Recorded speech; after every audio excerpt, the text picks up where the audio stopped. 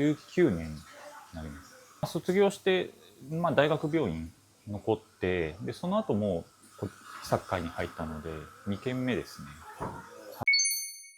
大学病院の関連病院行ってる時に、ちょうど後輩がちょうどサッカーを知ってて、ちょうどそこで紹介してもらって、最初はですね、元町に行ったんですよ。そこにいる、今もうちょっと